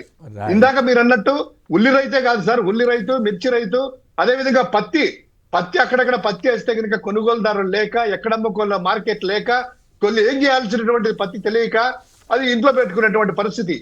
మా చీనీ రైతు ఇదంతా కూడాను ఎందుకు ఇదంతా వచ్చింది ఆ బాధలంతా కూడా అంటే నిన్న వరి ఆ యొక్క మోందా తుఫాన్ ద్వారా గోదావరి జిల్లాలో కానీ నాశనమైనటువంటి ఆ వరిని కానీ ఆ ధాన్యాన్ని కానీ ఇంతవరకు ఇంత అయిందని చెప్పి ఏ రైతు కూడా ఇచ్చినటువంటి పరిహారం దాఖలాలు లేవు. ఇంకివ్వలేదు కదా. రైతాంగం పరిస్థితి చాలా దారుణంగా ఉంది సార్. అవును ఆర్తనాదాలు ఉన్నాయి రైతులు. అవును, ముందు ఆ రైతు పరిహారం కన్నీరు ఇవ్వాలి పెడితే కదా. రాష్ట్రం- ఆ పరిహారం ఇచ్చిన తర్వాత ఈ రైతు అన్నదాత సుఖీభా కూడా ఈ రెండు కల్పిస్తే అప్పుడు డబ్బులు పని అనొచ్చు. అది ఇవ్వలేదు, అది ఇవ్వకుండా ఇదేదో సగం ఇచ్చి 20,000లో 10,000 ఇచ్చి నేను డబ్బులు పని అని ఎట్లా చెబుతారు? రైట్, మొదటి సంవత్సరం ఎగరగొట్టారు. ఎగరగొట్టారు 20,000 గురించి పూర్తిగా. మాట్లాడట్లేదు. అవును సరే, మొదటి సంవత్సరం 20,000 ఎగరగొట్టారు. అవును రైతులు క్రాప్ ఇన్సూరెన్స్ చేయాలి. ఇందాక మన పురుషోత్తమని క్లియర్ గా చెప్పారు. క్రాప్ చేయించేసి క్రాప్ ఇన్సూరెన్స్ ప్రభుత్వం చేసి ఉంటే Right. ఈ రోజు ఈ 54 లక్షల మంది రైతులు కూడాను వాళ్ళకి తోడుగా విత్తనం గాని వాళ్ళ Right, పిల్లలకి right. గాని కొంచెం ఆదరంగా ఉండేది. అది ఎగరగొట్టిందా అని ఈ రోజు ఇంత రైట్, బాధలు. మరో అంశంలోకి వెళ్దాం. మరో ఇంపార్టెంట్ అంశం ఉంది. రాజధాని వరద నివారణకు మరో ఎత్తిపోతల టెండర్ నోటిఫికేషన్ జారీ చేసిన అమరావతి డెవలప్మెంట్ కార్పొరేషన్ దాదాపు 424 కోట్లంట. ఎన్ని లిఫ్ట్ ఇరిగేషన్లు పెడతారో ఏం పాడు. ఇంకోవైపు ఏమో పోలవరం నల్లమల సాగర్ అంచనా వేయి 58,700 కోట్లట. బనకచర్ల స్థానంలో పెడతారట. అయితే దాన్ని అయినా సరే ఏ రూపంలో అయినా సరే అడ్డుకుంటా ఉంటున్నారు తెలంగాణ మంత్రి మన ఉత్తమ్ కుమార్ రెడ్డి గారు. చంద్రబాబును రైతు ద్రోహిగా కాకాని గోవర్ధన్ రెడ్డి విమర్శించారు. ఏరోస్పేస్ గ్రోత్ క్యారిడర్గా శ్రీ సత్యసాయి జిల్లా అని చెప్పి ఆయన ఎవరు జేకే మైనీ సంస్థ ఎండి గౌతమ్ చెప్పారట. ఇది తర్వాత హెడ్మా ఎన్కౌంటరు, మావోయిస్ట్ అగ్రనేత గెరిల్లా దాడుల వ్యూహకర్త మృతి, వివిధ ప్రాంతాల్లో 50 మంది మావోయిస్టుల అరెస్టు. ఇది ఫేక్ ఎన్కౌంటర్లతో హతమార్చడం దారుణమని కొత్తగూడెం సిపిఐ ఎమ్మెల్యే కోనమనేని సాంబశివరావు, ఆయన రాష్ట్ర కార్యదర్శి కూడా హిడ్మాది హత్యేనని ఫిలిం క్రిటిక్ ఎవరు భరద్వాజ్ గారు వ్యాఖ్యానించారు.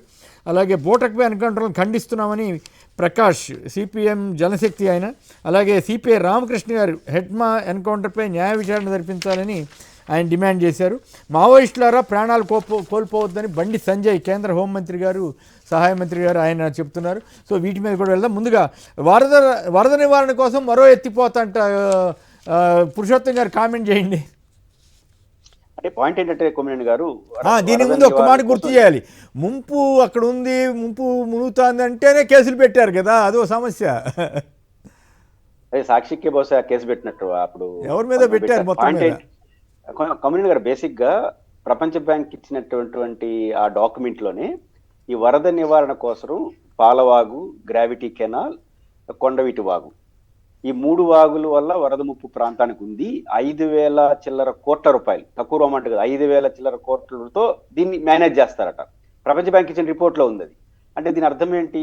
ఆ ప్రాంతానికి వరద ముప్పు ఉంది. అన్ని ప్రాంతాలకు ఉంటాయి, వరద ముప్పు అనేది ప్రతి ప్రాంతానికి ఉంటాయి. అంటే ఉన్న నేపథ్యంలో దానికి మేము ఇబ్బంది లేకుండా లిఫ్ట్ పెడతా ఉంటున్నారు. కానీ లిఫ్ట్తో సాధ్యం కాదనేది గమనంలో పెట్టుకోవాలి కొమ్మినేని గారు. ఇప్పుడు వాగులు మనకు బుడమేరు వాగు గొడవ జరిగింది విజయవాడలో. మీకు నదికి అనేది ఒక చరిత్ర ఉంటుంది, ఒక క్రమ పద్ధతి ఉంటుంది. వాగులకి పద్ధతి పాడే ఉండదు. అది ఎప్పుడు వస్తుందో, ఎప్పుడు పోతుందో, ఏ రూపంలో వస్తుందో అర్థం కాదు, ఎంత ప్రభావంతో కూడా తెలియదు. అందువల్ల బుడమేరు వాగు ఎఫెక్ట్ చూసిన తర్వాత ఏ వాగైనా సరే పద్ధతిగా ఉండదు కాబట్టి, ఎప్పుడు వస్తుందో కూడా తెలియదు కాబట్టి మనం వాగుల్ని నియంత్రణ అనేది డైవర్షన్ చేసేవాలి. దాని పోవాల్సిన దాన్ని వదిలేవాలి. ఆడేమి కట్టకూడదు, దాన్ని వదిలేసి అది పోతా ఉంటుంది. అలా కాకుండా దాన్ని కంట్రోల్ చేసే పద్ధతిని చాలా కష్టము. ఎప్పుడు లిఫ్ట్ అనేది రోజుకి 10,000 క్యూసెక్లు 20,000 క్యూసెక్లు వస్తాయి, కానీ 50,000 క్యూసెక్లు వరద వస్తే ఏం చేస్తారు? కాబట్టి ఎప్పుడు కూడా వరదకి ప్రవాహానికి అడ్డుకట్టలు వేయకూడదు, సాఫీగా దాని భ్రమణాన్ని దానికి ఉంచేవాలి. మేము ఆపి లిఫ్ట్ చేస్తామంటే సమస్యలు వస్తాయి. కానీ ఇక్కడ ప్రభుత్వం ఏం చేస్తుందో వాళ్ళు ఆలోచించుకోవాలి. మీరు చెప్పిన ప్రశ్న ఉత్పన్నం అవుతుంది. వరద ముప్పు మీద విమర్శించారనుకోండి, మీరు అంటారు. మరి మీరు వరద ముప్పు నివారణ కోసం 3 లిఫ్ట్లు 5,000 కోట్లు అని అంటారు. కాబట్టి దీనికి ప్రభుత్వమే ఆన్సర్ చేయాలి, ప్రభుత్వమే దీనికి సమాధానం చెప్పి ఎట్లా కంట్రోల్ చేస్తారో చెప్పాలి. కానీ ఇది ఒక సమస్యగా మాత్రం ఆ నగరానికి ఎప్పటికీ ఉంటుంది అనేది గమనంలో పెట్టుకోవాలి. రైట్, శివశంకర్ గారు. ఇప్పుడే కొండవీటి వాగు నుంచి 5,000 క్యూసెక్కులు తీసుకుని వెళ్ళేసి ఎత్తిపోయాలని చెప్పి ఒకటి ప్రతిపాదన చేసి మొదలుపెట్టి కాంట్రాక్టర్ టెండర్లు పిలిచారు. ఈ రోజు మళ్ళా 510 కోట్లతో మరో 4,000 క్యూసెక్కుల్ని ఉండవల్లి దగ్గర తీసుకొని వచ్చేసి ఆ ప్రకాశం బ్యారేజ్లకు మళ్లించాలనేటువంటిది. వరదను మీరు అన్నట్టు సార్, ఇది నీటి ప్రవాహం ఎక్కువ ఉంటదయ్యా, మురిదిపోయేది, ఒక చెరువుల్లాగా తలపిస్తుంది, ఇదంతా కూడా చేపలు కూడా పడుతున్నాయని ఎవరన్నా ఏదైనా మాట్లాడితే గనక, వాస్తవ పరిస్థితి మాట్లాడితే సాక్షి టీవీ దగ్గర నుంచి మా పొన్నూరు నియోజకవర్గ ఇన్ఛార్జ్ అంబటి మురళి దగ్గర నుంచి, అదే విధంగా లోకల్ యూట్యూబ్ ఛానల్తో సుమన్ టీవీ అంటే అందరినీ కూడా పిలిచేసేసి మొత్తం అంతా కూడాను పోలీసులు నోటీసులు ఇచ్చి నానా హింసలు పెడతాంది ప్రభుత్వము. మీరేమో ఏమంటారు మళ్ళా ఒక లిఫ్ట్ ఇరిగేషన్ ఇంకోటి కాకుండా ఎత్తిపోతల పథకం ఇంకోటి పెట్టుకొని ఇంకోటి తోడాలి అంటారు. అంటే ఇది ఇంత ప్రయాసలతో వ్యయ ప్రయాసలతో కూడుకున్నటువంటి దీన్ని రాజధానిగా చేయడము ఎందుకంత అవసరం అనేటువంటిది మరోసారి ప్రజల ఆలోచన.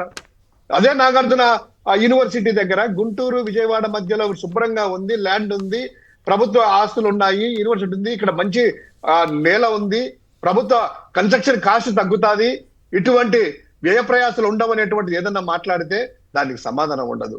ఈ రోజు మొత్తం అంతా కూడా డబ్బంతా కూడా ప్రభుత్వ మెడికల్ కాలేజీలు కట్టండి అయ్యా అంటే 10 సంవత్సరాలు పడుతుంది, 5,000 కోట్ల రూపాయలు ఖర్చు పెట్టడానికి అంటారు. ఈ రోజు ఆరోగ్యశ్రీకి డబ్బులు ఇచ్చిండయా, పేదోళ్ళందరూ కూడా అల్లాడుతున్నారంటే ఆరోగ్యశ్రీ ఎత్తేస్తాము, డబ్బులు లేవంటారు. విద్యార్థులకు ఇవ్వండి అయ్యా, ఫీజు రీయింబర్స్మెంట్ చెల్లించక ఫీజులు సర్టిఫికేట్లు ఇవ్వలేదు అనేటువంటి నానా యాగి పెడతా ఉంటే డబ్బులు లేదంటది. ఈ రోజు ఈ విధంగా 1,000 కోట్ల రూపాయలు తీసుకొని వచ్చేసి ప్రభుత్వ బ్యాంకుల దగ్గర, అదే విధంగా ప్రపంచ బ్యాంకుల దగ్గర, ఏషియన్ డెవలప్మెంట్ బ్యాంక్ దగ్గర తెచ్చి ఈ రోజు ఇక్కడ వరదను ఎత్తిపోయడానికి, నీటిని ఎత్తిపోయడానికి, ఈ యొక్క బురద ప్రాంతానికి మీరేమో ఖర్చు చేయడానికి డబ్బులు అనేటువంటిది అప్పు చేస్తున్నారు. మీరు విలాసాలు తిరగడానికి డబ్బులు ఉంటాయి, మీరు ఈవెంట్లు చేయడానికి డబ్బులు ఉంటాయి, కానీ పేదోడికి మాత్రము వైద్యం అందించాలన్నా, విద్య అందించాలన్నా దీనికి మాత్రం డబ్బులు ఉండవు. ఇది ఏ విధంగా కనీసం రైతు ఆర్తనాదాలన్నా కూడా రైతులు ఇవ్వడానికి కూడా డబ్బులు ఉండవు. ఈ రోజు ఈ యొక్క ఎత్తిపోతల పథకాల ద్వారా మీరు కాంట్రాక్టర్లకు ఎంత చెల్లిస్తున్నారు, దానివల్ల ఉపయోగమేనా? ఇంకోటి బనకచర్లని ఇంకోటి ఏదేదో ఇస్తారు, పోలవరం పూర్తి చేయలేక నిర్వాసిత ప్రాంతాలు ఎంత కూడాను మేము ఐడెంటిఫై చేసేసి వాళ్ళకి డబ్బులు ఇచ్చిన తర్వాత మినిమం ఎక్స్పెండిచర్ ఇచ్చేసి వాళ్ళను తరలించలేక ఈ రోజు పోలవరాన్ని జీవకళ ఆంధ్రప్రదేశ్ సంబంధించిన జీవనాడిని మీరు ముంచేస్తున్నారు. ఈ హైపులు, ఈ హంగామాలు, ఈ బనకచెర్ల బదులు ఇప్పుడు కొత్తగా నల్లమల సాగర్ వచ్చింది. ఇంకోవైపు మీరు చెప్పినట్టు అమరావతిలో ఆ మహిళా రైతు జేఏసీ అంట, మొన్న వాళ్ళ బాధలన్నీ చెప్పుకుంటుంటే ఆశ్చర్యం వేసింది, ఇన్ని బాధలు ఉన్నాయా పాపం వాళ్ళకని. ఇప్పుడు మొన్న కూడా సార్ ఈ అఖిల పక్షం అంతా కూడా రైతులందరూ కూడాను ఇదే చంద్రబాబుకు మద్దతు ఇచ్చినటువంటి రైతు సంఘ నాయకులే అమరావతిలో జేఏసీ లాగా మరోసారి చేసేసి, ఈవెన్ శోభనాథేశ్వర గారు అందరూ కూడా ఇచ్చేసేసి ఏం జరుగుతుంది, మా రైతులకు కనీసం అంటే ఇచ్చిన ప్లాట్లకు ఎక్కడైంది తెలియదు. ఆయనేమో చంద్రబాబు నాయుడు గారు ఏమో ఇల్లు కొనుక్కొని అంతా కూడా ఇల్లు ఏమో కట్టుకుంటున్నాడు, మా ప్లాట్లు ఎక్కడుంది తెలియదు, మేము ఇల్లు కట్టుకోవాలా, మాకు ఇన్ఫ్రాస్ట్రక్చర్ ఎక్కడ, మా రోడ్డు ఎక్కడ, కనీసం ఇది మాకు విలువ లేక మరో 40,000 ఎకరాలు కొంటున్నారు, మాది అడిగేవాడు లేడు, కనీసం అమ్ముకుందాం అనుకుంటే రైతు ముందుకు రాడు, అమ్ముకుంటే దానికి మాకు అవకాశాలు లేవు అనేటువంటిది ఆర్తనాదాలు. రైతాంగం ఎలా ఉందో అమరావతి యొక్క పరిస్థితులు, రైతులు ల్యాండ్ ఇచ్చినటువంటి వాళ్ళ పరిస్థితి అలానే ఉంది. కనీసం నా భూమి ఎక్కడుందయ్యా అని అడిగేసి తెలుగుదేశం అనుకూల రైతే, తెలుగుదేశం అనుకూల నాయకుడే వాళ్ళ ఛానల్లోనే కూర్చొని అనేసి సిఆర్డీ నాకు అపాయింట్మెంట్ లేదో, కమిషనర్ పేర్లు పెట్టి మాట్లాడి 3 సార్లు తిరుగుతాయి కానీ పత్రికల లోపలికి రానికుండా, ఆ టీవీల లోపల లేకుండా కూడా కమిషనర్ గారు కూర్చొని ఆయనతో మాట్లాడిచ్చేసి బెదిరించేటువంటి ప్రయత్నం చేస్తున్నారు అనేటువంటిది వాళ్ళే చెప్తా ఉన్నారు. ఇది ఈ యొక్క ప్రాంతంలో పరిస్థితి. రైట్. 9.2 కిలోల బంగారంతో సత్యసాయి విగ్రహం పుట్టపర్తి రథోత్సవంలో ఊరేగింపు, వైభవంగా బాబా శత జయంత్యోత్సవాలు ప్రారంభం. నేడు పాల్గొనున్న ప్రధానమంత్రి నరేంద్ర మోడీ, ముఖ్యమంత్రి శ్రీ చంద్రబాబు నాయుడు గారు. ఇక బనకచెర్ల దాని మీద, నల్లమల సాగర్ దాని మీద కూడా తెలంగాణ ప్రభుత్వం అభ్యంతరం చెబుతోంది. సంక్షిప్తంగా దాని మీద కూడా కామెంట్ చేస్తారా? హిడ్మా ఎన్కౌంటర్ ఇష్యూకి వెళ్ళడానికి ముందు రెండు కలిపి ఒకదాని తర్వాత ఒకటి మాట్లాడండి పురుషోత్తం రెడ్డి గారు. కొమ్మినేని గారు, రెండు ప్రభుత్వాలు రాజకీయం చేస్తున్నాయి. రెండు ప్రభుత్వాలు బనకచెర్ల విషయంలో. విషయం ఏంటంటే, ఇప్పుడు మనం అమరావతి గురించి మాట్లాడాం కదా, మరి రాయలసీమలో ఏముందంటే అమరావతిలో 1,00,000 కోట్లు అంటారు, 6,00,000 కోట్లు, మా పరిస్థితి ఏందని బాధ మాకుంది కదా. వాళ్ళకి 1,00,000 కోట్లు ఇచ్చేది మీకు 1,50,000 కోట్లు ఇస్తామని చెప్పడం కోసం ప్రాజెక్ట్ తప్ప అది ఇంకోటి కాదు. ఎందుకంటున్నానంటే, ఇప్పుడు కర్నూలు జిల్లాలో చంద్రబాబు గారు 2019లో 5,000 కోట్లతో గుండెవల ప్రాజెక్ట్ శంకుస్థాపన చేశాడు. ఇప్పుడు అది పూర్తి చేసే సగం కర్నూలు సస్యశ్యామలం అవుతుంది. 5,000 కోట్లు ఇవ్వడానికి సిద్ధంగా లేదు, కానీ 1,00,000 కోట్లతో బనకచెర్ల ప్రాజెక్ట్ అంటే మేము దాన్ని చూస్తూ ఉండాలి. ఇంకో 10 సంవత్సరాలు వస్తుంది. ఇప్పుడు నల్లమల సారి ఇది కొమ్మినేని గారు 50,000 కోట్లు తీసుకొస్తారంట. 50,000 కోట్లు పెట్టుకుంటే జగన్మోహన్ రెడ్డి గారు రూపొందించినటువంటి రాయలసీమ మిటిగేషన్ ప్రాజెక్ట్ కానీ వర్కౌట్ అయితే 4 జిల్లాలకి 100 టీఎంసీలు ఇవ్వచ్చు. దీంట్లో సగం గ్రావిటీ ఫోర్స్ తో 40,000-50,000 కోట్లతో ఇది లేదు డబ్బులు, కానీ 1,00,000 కోట్లతో మాత్రం 100 టీఎంసీలు తీసుకొస్తారు మళ్ళీ మా దగ్గరికి. ఇది ఒకటి. తెలంగాణలో గొడవ ఏంటంటే వాళ్ళు కట్టాల్సిన ప్రాజెక్టులన్నీ కట్టరు. ఆంధ్రలో జరగంది జరగని దాని పేరు యుద్ధం వాళ్ళు చేస్తారు. ఇద్దరు మ్యాచ్ ఫిక్సింగ్ చేసుకుని మాట్లాడుతున్నారా అన్న అనుమానం కలుగుతుందా? మ్యాచ్ ఫిక్సింగ్ చేసినది ఇద్దరు ప్రయోజనాలు మాత్రం వాళ్ళు చేయాల్సిన పనులు చేయకుండా మనల్ని అడ్డుకునే వీరులుగా వాళ్ళు చేసి వాళ్ళ మీద పోరాట యోధులుగా మనం మేము వీళ్ళిద్దరిని చూసుకుంటూ ఇద్దరు కొట్లాడటం వల్ల మాకు రాలేదని మేము ఆనందపడాలి రాయలసీమలో. అట్లాంటి పరిస్థితి తప్ప ఇంకోటి కాదు. రైట్. ఈ హెడ్మా ఎన్కౌంటర్ చాలా సంచలనాత్మకంగా ఉంది. అతని గురించి చాలా వివరాలు కూడా వచ్చాయి. 50 మంది మావోయిస్టులు వివిధ ప్రాంతాల్లో విజయవాడ దాంట్లో అట్లాంటి చోట్ల కూడా వాళ్ళు ఎలా రాగలుగుతున్నారు, ఎట్లా ఏలూరు ఇవన్నీ చోట్ల కూడా పట్టుబడ్డారు. మరోవైపు ఏమో అది ఎన్కౌంటర్ ఫేక్ అనేమో ప్రజా హక్కుల సంఘాలు కానీ కొంతమంది వ్యాఖ్యానిస్తున్నారు. దీని మీద ఏమన్నా వ్యాఖ్యానిస్తారా మీరు?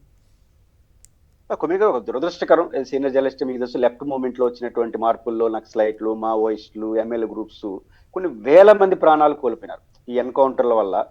చాలా గొప్ప వాళ్ళు, ఇంజనీర్లు, డాక్టర్లు, హై క్వాలిఫైడ్ పర్సన్స్ కూడా సమాజ మార్పు కోసం పేరుతో వెళ్ళారు. కానీ రెండుటి నేను చెప్పదలుచుకున్నా, మన స్థాయి నా స్థాయి ఆ స్థాయికి కాకపోయినా. ఒకటి, ఎన్కౌంటర్లు చాలా అన్యాయం, ప్రాణాలు తీయడం అనేది. రెండోది, ఆ వ్యవస్థ కూడా ఆలోచించాలి. విలువైనటువంటి మన పబ్లిక్ సమాజాన్ని వాళ్ళు కూడా చాలా సాదాసీదా మనుషుల్ని అన్యాయంగా కొంతమందిని చంపటం, దానివల్ల కూడా పైగా డబ్బులు వసూళ్ళు, డంపులు ఇప్పుడు అనేక చోట్ల కేంద్ర ప్రభుత్వాలు పట్టుకున్నప్పుడు చూస్తే వీళ్ళు ఎందుకు ఈ వ్యవస్థ కూడా దెబ్బతిన్నట్టు అనిపిస్తుంది కదా. వాళ్ళు వచ్చిన ఆ పాయింట్ ట్రక్ చేయడం. మీరు చరిత్ర చూస్తే కొన్ని వేల మంది చనిపోయినారు కదా మావోయిస్టులు అక్రమం. కానీ ఆ వేల ప్రాణాలు కానీ ప్రజా జీవితంలో వచ్చి నిలబడి ఉంటే ఎంత మార్పు వచ్చి ఉండేది. అంటే ప్రజలకు సమక్షంలో వచ్చి నిలబడి ఉంటే వాళ్ళ ప్రాణాలు కాపాడు ఉండేవాళ్ళు. సమాజం లెఫ్ట్ మూవ్మెంట్ లో వచ్చినటువంటి మార్పు దాన్ని వాళ్ళు ఆలోచించాలి. రెండోది, పోలీసుల వ్యవస్థ కూడా అరెస్ట్ చేయండి, చట్టపరమైన చర్యలు తీసుకోండి. కానీ ఈ రకమైనటువంటి ఎన్కౌంటర్ల వల్ల సమస్య పరిష్కారం కాదు. కాబట్టి ఎన్కౌంటర్ల విషయంలో ప్రభుత్వం పద్ధతిగా పోవాలి. ఆ వ్యవస్థ కూడా ప్రజా జీవితంలోకి వచ్చి ప్రజా జీవితంలో నిలబడి. నాకు సడన్ గా సందేహం వచ్చింది. ఇప్పుడు కొంతమంది స్టేట్మెంట్లు ఇచ్చారు కదా, ఫేక్ అనో లేకపోతే ఇంకోటి రామకృష్ణ గారు డిమాండ్ చేశారు కదా, ఇప్పుడు వాళ్ళ మీద కూడా కేసులు పెట్టవచ్చా ఈ లెక్కన? మన ఏపీ ప్రభుత్వం కొత్త స్టైల్ కదా. ప్రభుత్వం ఇప్పుడు కాదు, ఇప్పుడు వెంకటరెడ్డి మీద కేసు పెట్టగలేదు, వీళ్ళ మీద పెట్టడానికి పెద్ద సమస్య ఏం కాదు. పెట్టదలుచుకుంటే ప్రభుత్వానికి కేసులకి ఏం కొరవ కానీ పెట్టచ్చు. కానీ ఇది దురదృష్టకరమైన పరిస్థితులు మనం చర్చించుకోవాల్సిన పరిస్థితి పదే పదే వస్తుంది. రైట్. నాకు అర్థం కాని విషయం ఏంటి, చంద్రబాబు గారు 30,000 మంది చనిపోయారు, ఏది కల్తీ మద్యం దాగి నాసిరకం మద్యం అని చెప్పారు. అప్పుడు ఏమి కేసు లేదు, ఏమి లేదు. అప్పుడే మరి అసలు పోలీసులు ఎందుకు పట్టించుకోలేదు? మరి ఇప్పుడేమో చిన్న పాయింట్ మీద కూడా వేధిస్తున్నారు ఈ పరిస్థితి. ఇంకా ఫైనల్గా శివశంకర్ గారు ఒక మాటలో చెప్పండి, ఇదే కనుక గంజాయి జగన్మోహన్ రెడ్డి కంప్లీట్ చేయండి. జగన్మోహన్ రెడ్డి గారు అధికారంలోకి పోయిన తర్వాత 3 నెలల పాటు జగన్ గారి మధ్యమే అమ్మినారు ఈ ప్రభుత్వం. దాన్ని టెస్ట్ చేసి ఉంటే బయటపడిపోయింది. కాదు శివశంకర్ గారు, గంజాయి పట్టుకుంటే జగన్ గారి టైంలో ఇంకేముంది, మొత్తం రాష్ట్రం అంతా గంజాయి అయిపోయింది అన్నారు. ఇప్పుడు చూస్తే మావోయిస్టులు టౌన్లో కూడా దొరికారు. అయినా కూడా మీరు ఎవరు మాట్లాడకపోవడం అనేది మంచి మాట. ఆ విషయం మీద వ్యతిరేకంగానూ అనుకూలంగానూ మాట్లాడకపోవడం మంచి నిర్ణయం. దీని మీద మీరేమన్నా వ్యాఖ్యానిస్తారా సంక్షిప్తంగా ఒక మాటలో? ఒకటి సార్, మా ప్రభుత్వ హయాంలో ఏదైనా కూడాను పట్టుకొని ఏదైనా శిక్ష ఇచ్చినా కూడా మొత్తం అంతా కూడాను ప్రభుత్వ యంత్రాంగానికి జగన్మోహన్ రెడ్డి గారికి దొరుకుతారు. ఇప్పుడు ఏది జరిగినా ప్రభుత్వ వైఫల్యాలు ఏదైనా పెద్దదైనా కూడాను అధికారులు చంద్రబాబు నాయుడు గారు మంచోరు, మా వాళ్ళు మంచోళ్ళు, ఈ అధికారులు అనేటువంటి తప్పు చేశారనేటువంటిది వచ్చారు. చిన్న ఏదైనా పరకామల ఇష్యూ జరిగినా కూడా జగన్మోహన్ రెడ్డి గారికి లింక్ పెడతారు. ఏది మంచి చేసినా కూడాను. గంజాయి ఇంతకుముందు దొరికినా కూడా ఇప్పుడు గంజాయి అయితేనేమి, డ్రగ్స్ అయితేనేమి, గోమాంసం అయితే కనుక 180,000 కేజీలంట, 180,000 కేజీలు అంత దొరికినా కూడా ఏంటంటే కనుక మోసోకాళ్ళు సనాతని ఏమి లేదు, ప్రభుత్వానికి సంబంధం లేదంట. అంటే ఎటువంటిదంటే మీరు అన్నట్టు ఏదైనా కూడా వాళ్ళకి అనుకూలంగా మలుచుకోవడము, తప్పును ఏదైనా విమర్శిస్తే